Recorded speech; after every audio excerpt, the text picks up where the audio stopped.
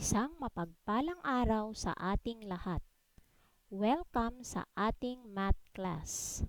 Narito ako upang gabayan ka sa ating aralin.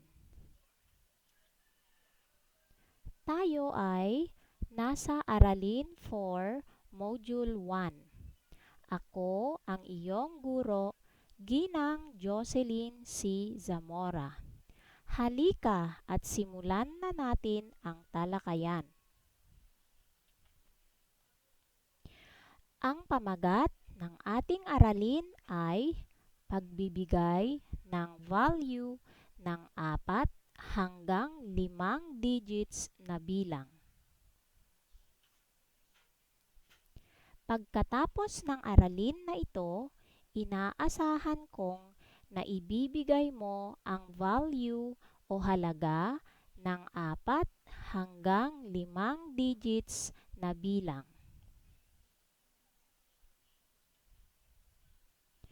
Tayo munang magbalik-aral. Nalaman mo sa ating nakaraang aralin na ang mga place values ng 5 digit na bilang ay ones, tens, hundreds, thousands, at 10,000s. Ngayon, maaari mo bang sabihin kung ano ang place value ng bilang na may salungguhit?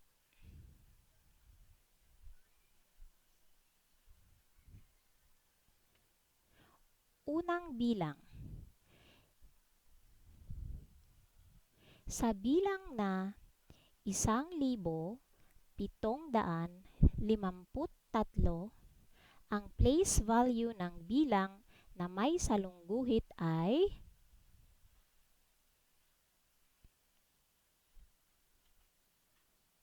hundreds. Ikalawang bilang. Sa bilang na 4,103, ang place value ng bilang na may salungguhit ay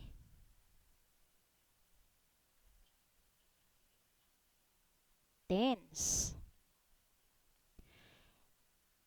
Ikatlong bilang. Sa bilang na 39,145,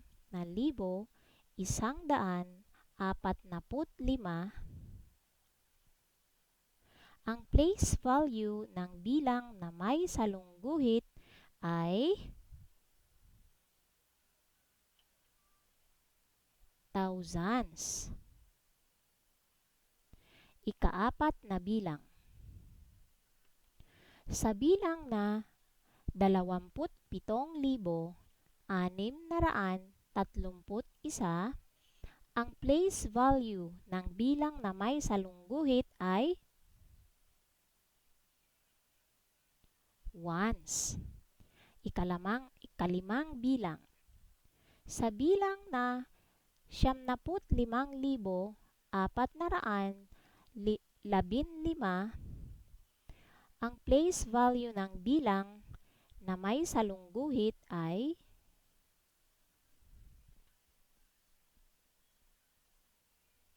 10,000s.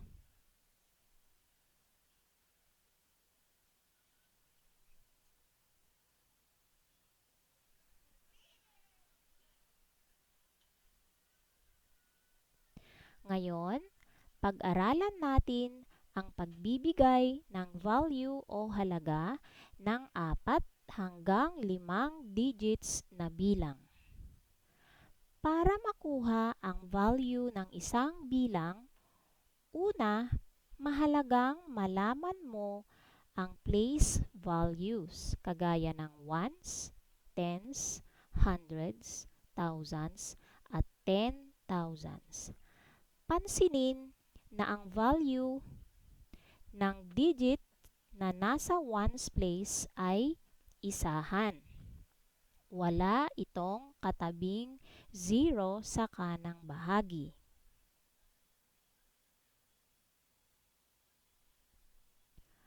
Ang value naman ng digit na nasa tens place ay sampuan. Mayroong isang zero sa kanang bahagi ng bilang. Ang value naman ng digit na nasa hundreds ay sandaanan. Mayroong dalawang zero sa kanang bahagi ng bilang. Ang value naman ng digit na nasa thousands ay libuhan. Mayroong tatlong zero sa kanang bahagi ng bilang.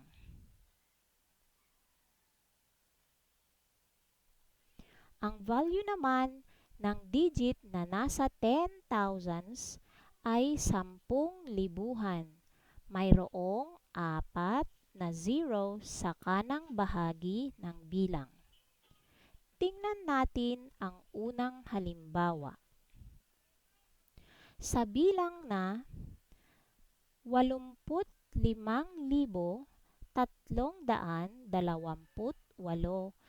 ang value ng unang digit sa kanan ay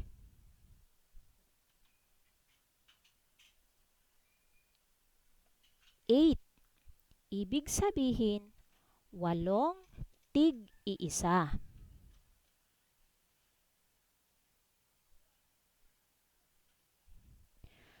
Ang value ng ikalawang digit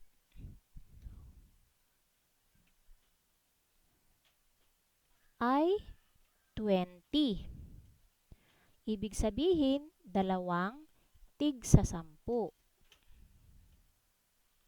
Ang value naman ng ikatlong digit ay 300.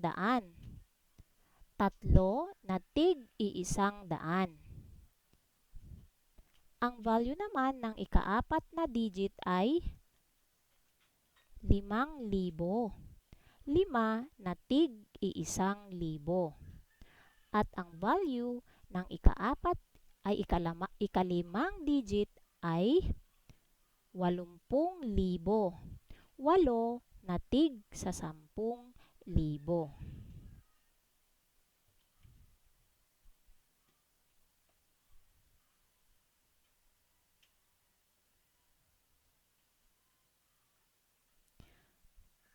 Para makuha ang value ng isang bilang ikalawa, maaaring gawing 0 ang mga digit na nasa kanan nito. Sa bilang na 85,328, pansinin na ang unang digit ay walang katabi sa kanang bahagi nito.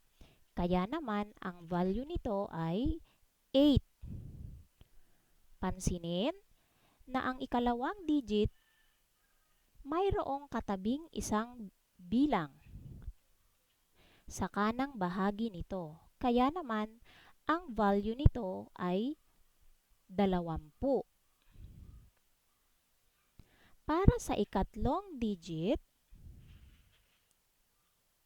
mayroong katabing dalawang bilang sa kanang bahagi nito. Kaya naman, ang value nito ay 300.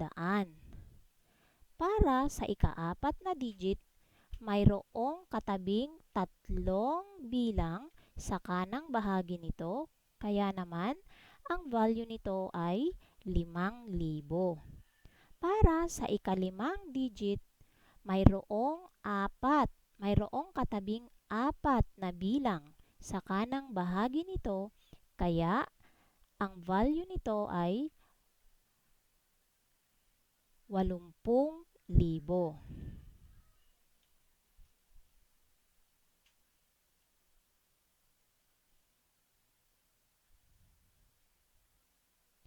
Sa pangalawang halimbawa, maaari mo bang ibigay ang value ng mga bilang? Sa bilang na 41,773, ano ang value ng unang digit?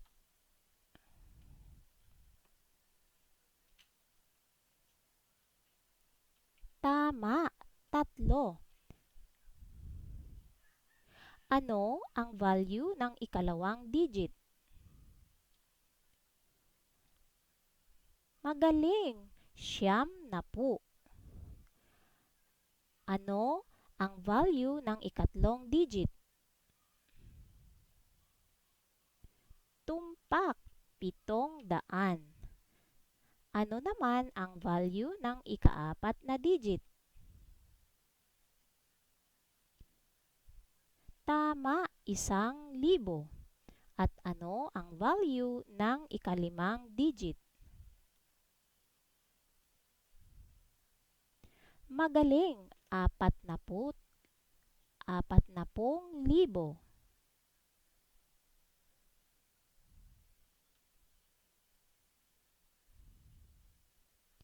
Narito ang dapat mong tandaan sa ating aralin. Sa pagkuha ng value ng isang bilang, mahalagang malaman ang place value nito. Maaaring gawing 0 ang mga digit na nasa kanang bahagi nito. Dapat nating malaman ang value ng isang digit dahil ito ay tumutukoy sa kung gaano kalaki o kaliit ang isang bilang.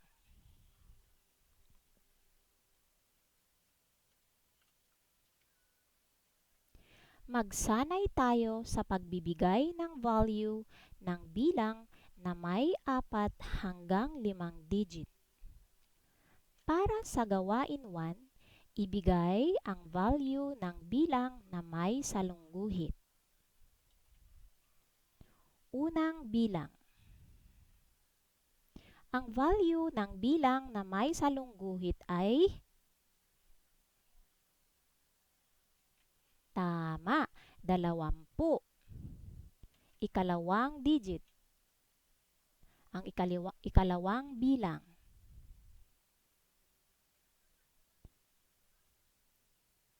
Ang value ng bilang na may salungguhit ay magaling, 4,000.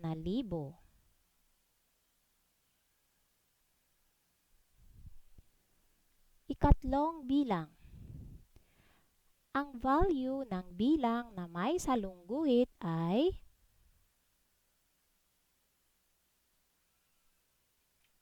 tumpak, 500. Ikaapat na bilang. Ang value ng bilang na may salungguhit ay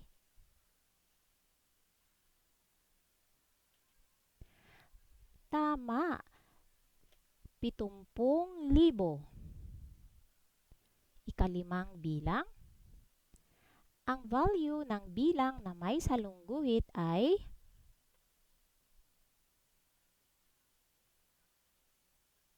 magaling, 3.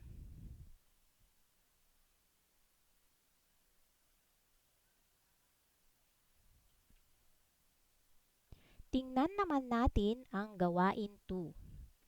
Ibigay ang value ng nawawalang bilang sa may salungguhit. Unang bilang. Ang value ng nawawalang bilang ay tama, 1,000. Ikalawang bilang. Ang value ng nawawalang bilang ay magaling, 700. Ikatlong bilang. Ang value ng nawawalang bilang ay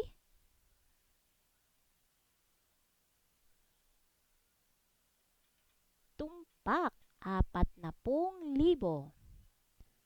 Ikaapat na bilang. Ang value ng nawawalang bilang sa may salungguhit ay tama, 100. Ikalimang bilang. Ang value ng nawawalang bilang sa may salungguhit ay magaling, 2,000.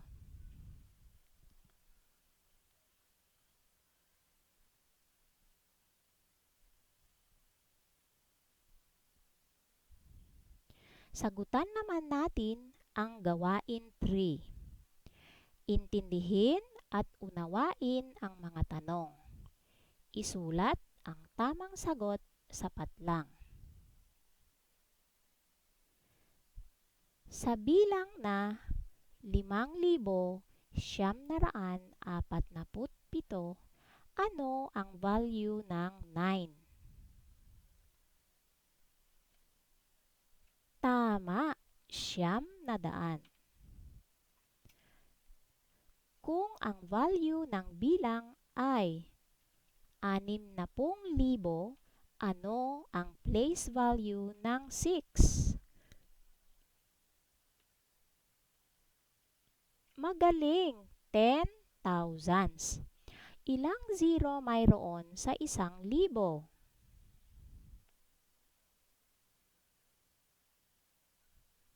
Tumpak 3 zeros.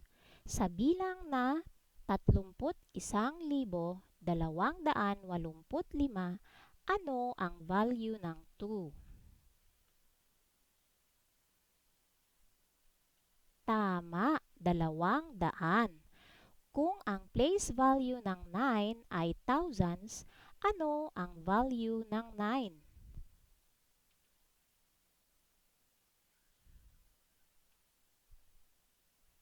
Magaling, 9,000.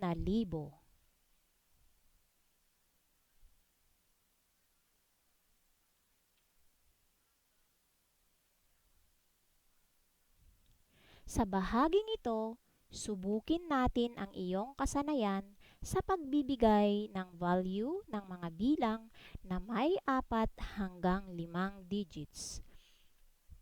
Piliin ang letra kung saan mas malaki ang value ng 2. Unang bilang.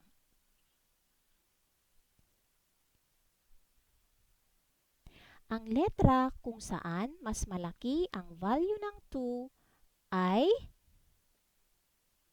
tama, letrang A. Ikalawang bilang.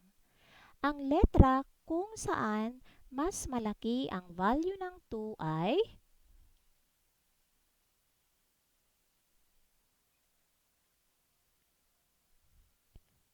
magaling, letrang B. Ikatlong bilang. Ang letra kung saan mas malaki ang value ng 2 ay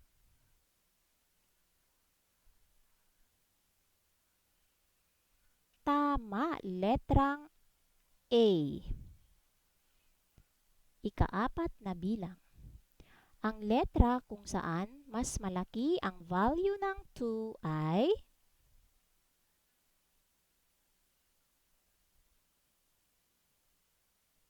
tumpak, letrang B. At ang panglimang bilang. Ang letra kung saan mas malaki ang value ng 2 ay magaling, letrang A.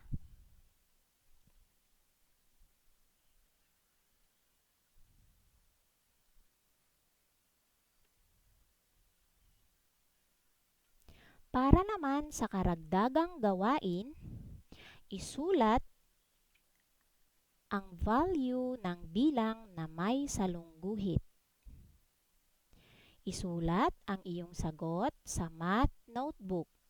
Pagkatapos, picturan ito at i-upload sa Google Classroom. Dito nagtatapos ang ating aralin. Nawa ay natuto ka.